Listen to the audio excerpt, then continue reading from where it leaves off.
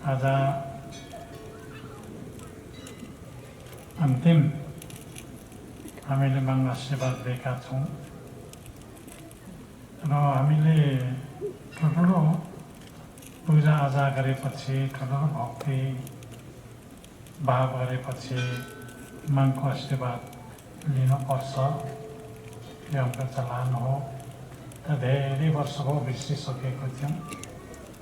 आज चाहिँ हामी आशीर्वाद लियौँ।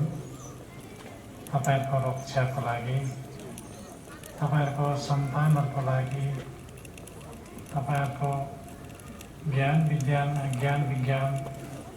विद्याको लागि तपाईँले आशीर्वाद लिनुभएको छ। मलाई खुसी लाग्यो। म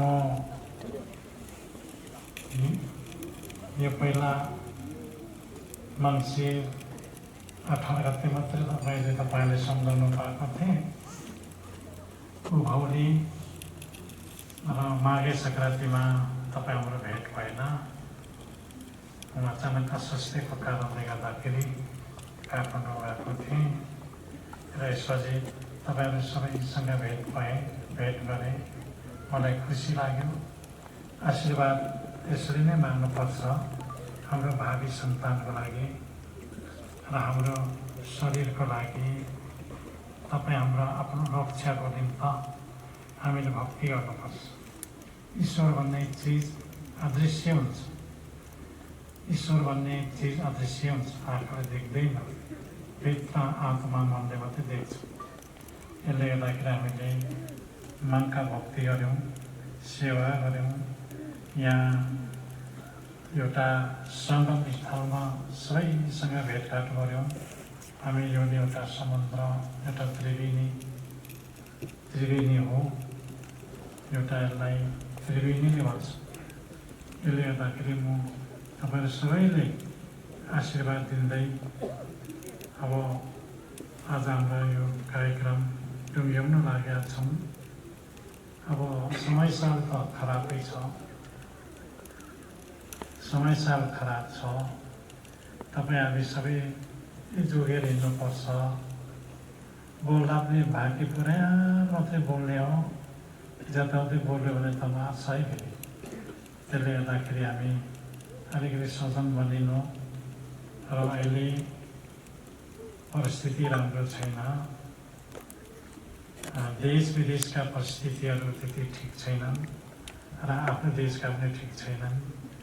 हामी आफ्नो देशमा पनि विभिन्न खालको झगडाहरू हुन्छ, विभिन्न खालका मुद्दा मामलाहरू हुन्छ, विभिन्न खालका आक्षेपहरू हुन्छ हाम्रो राज्यमा पनि। र अलिकति गन्ने मान्ने बुद्धिजीवी अलिक ठुलाबडा मन्त्रीगणहरूमै एउटा विभेद हुन्छ र समय राम्रो छैन। यसले गर्दाखेरि हामीले समय राम्रो होस्, विभेद नहोस्, सबै सुख शान्तिसँग बाँचौँ, नेपाली जनताहरू सबै सुखसँग बसौँ भन्ने हाम्रो भावना हो। र अहिले नेपालमा हिजोआज भर्खरै अब चुनावकै क्रम आइराखेको छ। अब यसलाई चेन्जले गरेको जस्तै फेरि हुन्छ कि भन्ने चाहिँ हामीले अड्काउ गरिराखेका छौँ। यसले गर्दाखेरि बाँच्नु चाहिँ कसरी हो भन्ने कुरा चाहिँ हामीले चिन्ता लिनुपर्ने छ। र विदेशी शक्तिहरू त ढुमढुम लडाइँ गर्नु थालिराखेका छ। हामी अहिलेसम्म त शान्तिसँग यहाँ घुम्नु, हिँड्नु, बस्नु भइराखेका छौँ। यही कुरा नै विश्व शान्ति मानविकता सद्भाव राखेर हामी पनि बाँच्नु पऱ्यो, मुलुक पनि बचाउनु पऱ्यो। म त्यसो भन्छु। यसले गर्दाखेरि भक्तजनहरू हो त्यति राम्रो छैन। अब आउँदो वर्ष अन्नबालीको लागि हावापानी मिल्दैन।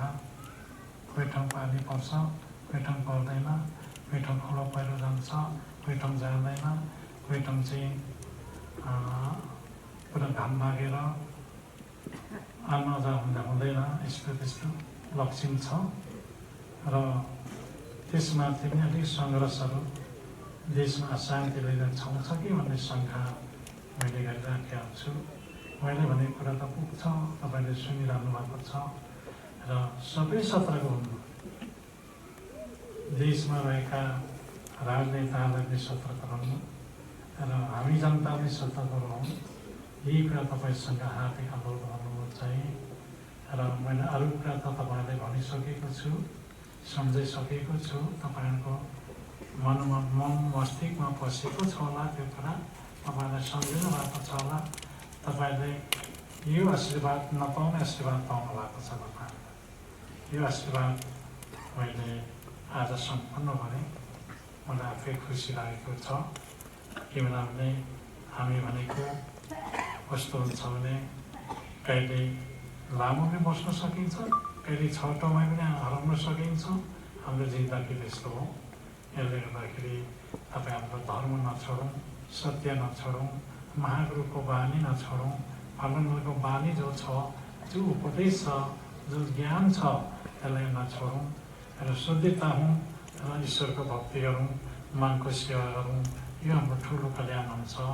यही कुरा तपाईँहरूलाई छोटो समयमा तपाईँले सम्झाउँदै मेरो शब्द हिँड्ने टुङ्ग्याउन चाहन्छु र तपाईँहरू अब आफ्नो कक्षमा लाग्नुहुन्छ।